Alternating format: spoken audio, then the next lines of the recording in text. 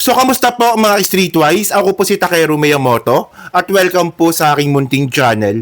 So, mga kababayan, meron po tayong nakuwang info o bali-balita dyan po sa loob ng House ng Congress na may mga tao pala na kinakausap ang mga congressman, especially yung mga congressman last year na binoto nga po si Sara na ipa-impeach na bumaliktad.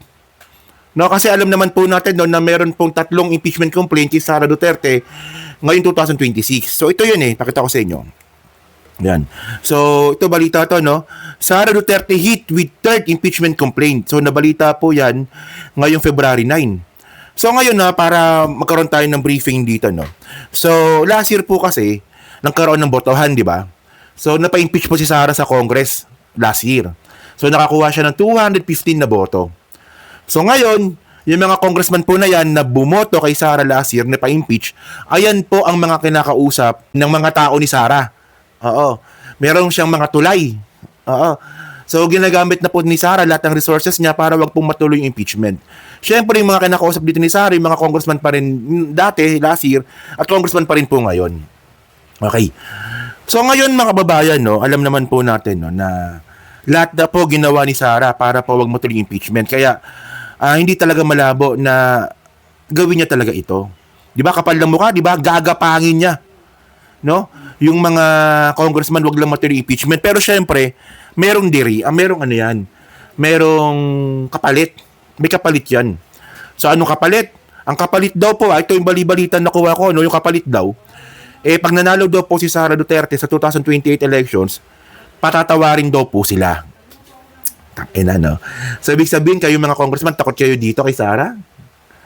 Diba? Kasi, tinan nyo to Ito na balita ito, no? PDP laban pa nga yan, no? December 7, 2024. Naalala nyo to? Sabi ni Sara, di ba? VP Sara, hindi mapapatawad ang mga sumisira sa kanya. So, para po kay Sara, sinisiraan lang daw po siya. Gaga ka pala Sumagot ka na ba sa mga issues laban sa'yo? May sinagot ka na ba? Wala ka pa sinasagot Okay na sana na hindi matuloy impeachment kung may sinagot ka. Yun nga lang hanggang ngayon wala kang sinasagot. Boba, paninira. Ano paninira dito? Kung wala kang sinasagot, syempre ang narinig lang namin yung side ng kabila. Yung side mo di namin narinig. Kung mga DDS po walang pakialam sa paliwanag mo, kami meron. Di ba? Pag walang paliwanag, sabihin no, nahihirapan siya ipagtanggol sarili niya. Ganun na naman. Ang sabi niya pa dito, no, buong paninindigan na sambit ni Vice President Boba Tanga, no, Saraulo Duterte, na hindi niya kayang magpatawad ng mga taong tahasang niyuyurakan ang imahe niya sa publiko. Di ba? Taliwas man sa diwa ng Kapaskuhan, kita nyo Christmas message niya pa ito kanya itong pangahawakan. Inihayag ito ni Bisen nitong December 3 nang magbigay siya ng mensahe sa kanyang dinalawang OVP Thanksgiving activity sa Ifugao. So ito sabi niya, no? Hindi. Ito. Yan. Yan na lang pala. Para mas maganda. Sabi niya dito, VP Sara, hindi mapapatawad ang mga sumira sa kanya. Giving and loving lagi, ko pong sinasabi na depende yan sa tao. Oo. Baliw talaga to, no? Pero dahil ako ay Vice President, kailangan kong sabihin sa inyo na yan po ang mensahe at diwa na Pasko. Pero ako, hindi po talaga ako magpapatawad. Pero kailangan ko sabihin sa inyo na ang Pasko ay panahon ng pagpapatawad. O di ba napaka-ipokrita? Ang tawag doon ipokrita, mga kababayan.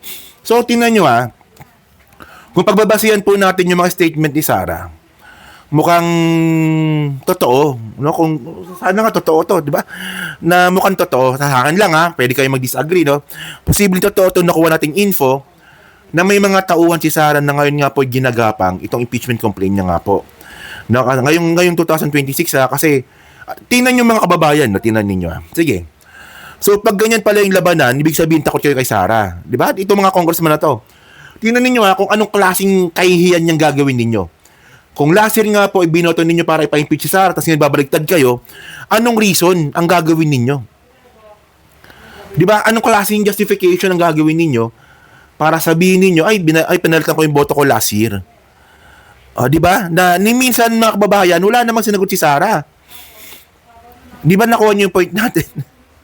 Boba po kasi yan, mga kababayan. Ayan po yung, ayan po yung idol ng mga DDS na kahit nonsense ang sinasabi, papalakpakan po ng bobong mga DDS yan. Yeah. Ngayon, no, speaking of 2028 elections, alam naman po natin mga kababayan, no, na si Sara po talaga yung isa sa mga taasan na nagbabanggit na siya po itatakbo bilang presidente sa 2028 elections.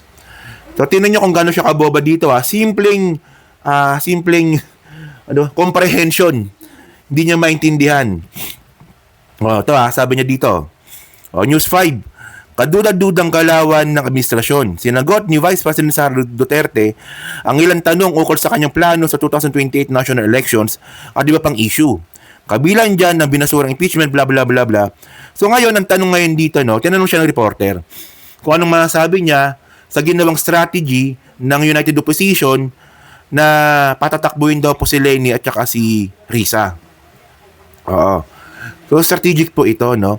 And actually, ang pagkakalam ko nga po, may mga hakbangan din po pala na magkaroon nga po ng isang kandidato ang Dilawan at saka ang admin ngayon. Sana matuloy po yun. Kasi ako po talaga, hindi ko po talaga minamalit si Sara. Threat po sa buong Pilipinas na magkaroon po tayo ng isang bobang presidente katulad ni Sara. So, tingnan nyo naman, di ba? Tingnan nyo, ito example, no? Napakadaming video na po, mga kababayan, ang kumakalat ngayon sa internet kung gaano kaboba sumagot si Sara. Pero baliwala lang po yun sa mga DDS. No? So, on denial yung mga yan, yung mga kabobohan ni Sara, hindi po pinapanood ng mga DDS yan. Parang tinatakpan lang nila yung mata nila tsaka tenga nila, kunwari wala silang nakita. Tingnan ninyo, kaya nga walang mga DDS ang nagbabanggit na si Sara matalino Nasabi lang nila matalino si Sara kasi abogada. Ayun nga yung problema, abogada ang boba so ito So ito yung tanong. No, so ano masabi nga ni Sara doon nga po sa United Opposition na posibleng patakbuhin daw si Leni at saka si Risa Hontiveros. Sige. Biting may niluto din United Opposition para labanan ka daw sa 2028 presidential elections. And possibility na si Senator Risa or si Mayor Eleni Robredo yung itatapat kung sila yung tatakbong standard bearer ng United Opposition na niluluto. Assuming na meron pa tayong bayan na tatawagin na Pilipinas sa 2028 at merong eleksyon na mangyayari. Kasi kaduda-duda din yung galawan ng administrasyon ngayon, di ba? Mag-iisip ka, bababa pa ba ito hindi? Kung may mangyayari pa bang eleksyon o wala na. Lahat naman ang qualified sa ilalim ng saligang batas na pwedeng tumakbo Pangulo. Ay, pwedeng tumakbo kahit sila ng certificate of candidacy nila. Kung meron ba tayong bansa na matatawag Pilipinas sa 2028 at merong eleksyon, lahat ng pwedeng tumakbo ay lahat ng qualified sa ilalim ng Di ba ang bobo, di ba? Napaka-nonsense, napaka-basic ng tanong Ano ang masasabi mo sa ginawa ng oposisyon? So, ang pinag-uusapan dito, yung strategy na ginawa nga po ng United Opposition, hindi ko magkakaroon pa tayo ng election next sa 2028 kasi ako naniniwala po ako na magkakaroon ng election sa 2028 kasi kung pipigilan ni PBBM yan, marami siyang makakalaban. Boba ka talaga, buha ka ng ina ka, bobo mo talaga, Sara. Puta, si simpleng comprehension kung ano sinasabi mo. Ano ba to? Kung meron mang bangag talaga dito, bukang si Sara to Ang hina ng comprehension mga ka-streetwise. Ang dami pong ganyan na video ni Sara. Di ba? Ngayon, so, balik tayo sa topic ngayon natin. Di ba? So, kung nagawa nga po ni Sara Duterte last year, nagamitin nga po si Chis Escudero para po pigilan yung impeachment sa Senado, kada sa Senado na, gamit nga po yung word na forthwith na iniba-iba ni Chis, at nagawan po ng paraan yung Supreme Court para nagapangin nga daw, ang sabi si Bongo daw yung gumapak sa Supreme Court. No, ang pangako nga ata dito si Leon gagawing Chief Justice pag si Sara naging presidente. Ayan po yung pangako ni Sara napansin nyo. Na pag si Sara naging presidente, ito gagawin sa'yo. Pag naging si Sara naging presidente, papatawarin ka. Ayan ang ayan ang strategy ni Sara ngayon So hindi po talaga malabo na mangyari po yung bali-balita po ngayon. No, ewan ko lang kung totoo ito pero may nagbigay lang po sa akin ng info, no, na ito hindi pa sumasablay ito talaga sa totoo lang. Na may mga lumalakad. No, may mga lumalakad na tauhan di umano ni Sara para kausapin nga yung mga congressman, no, especially nga po yung mga bumoto last year para pa-impeach siya, na baliktarin yung boto. So, syempre, mga kababayan, no, ang kakausapin nila dito is yung mga ganun. Yung mga kang gaganon-ganon. Di ba? Parang, di ba? Kasi, hindi nila kakausapin dyan sila Roge Gutierrez, sila Luistro, sila Benny Abante, o si si Martin Romualdez. O, hindi nila kakausapin yan. Ang kakausapin nila dito yung ganun. Yung buhay, yung baliktad. Kaya nga, may nagsasabi nga, no, na mukhang mahirapan tong impeachment ngayon na may angat kasi nga po mukhang wala ng political parang wala ng political will yung Congress para pagpatuloy pa ito. No, kung si Martin pa rin sana yung House Speaker ngayon, di sana tuloy-tuloy lang sana yan. Bojo D, wala no? Wala talaga, no? Ampaw no? Wala, di ba? So, ngayon, di ba, so dyan po pala sa inyo, no? Kayo ba, ano masabi nyo nga po dito? Sa posible nga daw po na paggapang na naman po ni Sara para wag pumatuloy ang impeachment. Tandaan ninyo kapag ganyan po na palaging hinaharangan po yung impeachment ni Sara, dapat magduda po tayong lahat. Dapat mas lalo tayong magduda. Anong meron sa impeachment? Bakit pinipigilan ni Sara? Kasi kung wala naman talaga siyang kasalanan, hindi niya haharangin yan. Diba? Kasi magiging pabor pa nga kay Sara to kapag si Sara po hindi na pa-impeach, pabor pa sa kanya yan. Siguradong baka manalo pa siya sa 2028 elections. So ang tanungan natin dito, bakit niya hinaharangan? At ni minsan mga kababayan, wala po siyang sinagot. Kung ba sa mga DDS, no, kontento kayo ng ganyan? Kontento kayo ng ganyan? Ewan ko sa inyo, no? Tatanga nyo. Diba? So yun mga ka-streetwise, no? So kayo po, no? Masabi nyo nga po dito sa bali-balitang kumakalat ngayon, no? So, well, sana nga, ano to, paano ba? So, sana nga, totoo ito. Sana mag-leak po ito.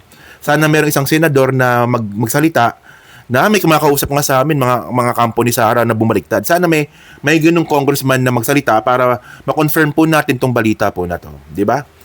So yun na, so pa-comment lang po sa baba at binabasa ko pong lahat yan. At syempre, dyan po sa Team Replay, so pa-like, pa-subscribe, hindi na makalabisan, pa-share na rin po ng content natin ngayon. So thank you mga ka-streetwise, kita na lang ulit tayo sa susunod nating content. So thank you, salamat and bye-bye.